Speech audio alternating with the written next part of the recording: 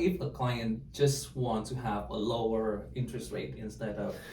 Which is a lot of people, right? We run into people that are just like, listen, I don't trust the market's going to get better. Like, what am I looking at 30 years, right? Or maybe even shorter. Maybe they're more comfortable instead of the 2-year buy down, they want maybe an ARM at 7 years. So those are, you can either have the seller buy down your rate at a 30-year.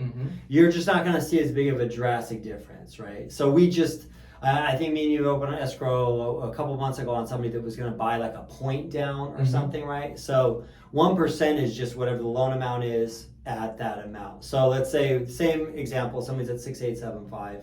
They could probably get the seller to put a point toward the buy down, right? So if they put a point toward it, that would get them from a 6,875 to probably like a 6.375, which is about like a $180 to $220 difference in that situation. So still excellent. Not the $500 difference you're getting from the buy down, but if you're nervous about maybe the economy going on and it being difficult for a while, still an awesome option.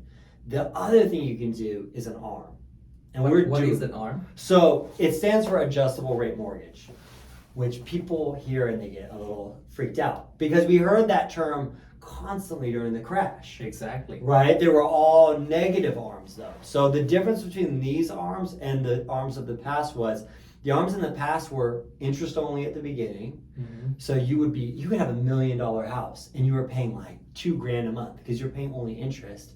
Then in the second year, it would amortize or would combine now, not just the interest, but your principal with that. And the payment would almost triple.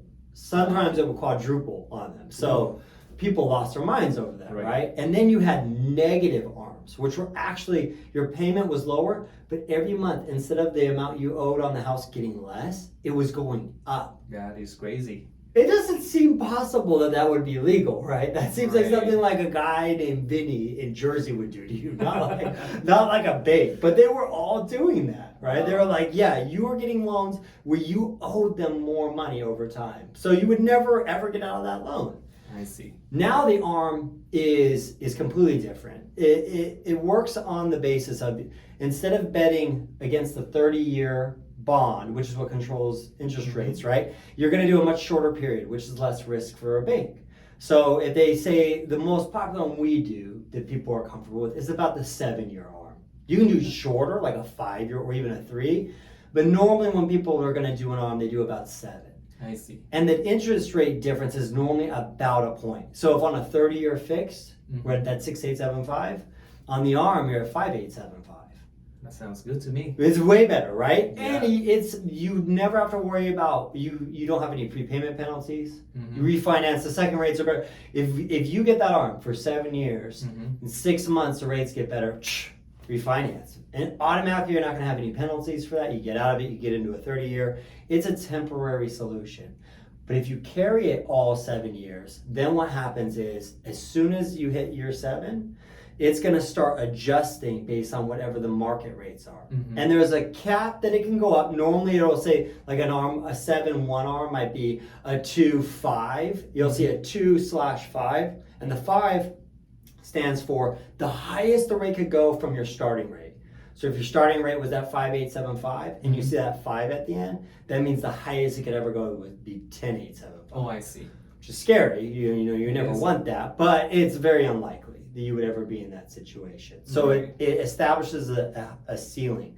But really, like we said again, the strategy is you're not staying in that loan for 7 years. The second rates get better, which historically they vary dramatically every 2 years.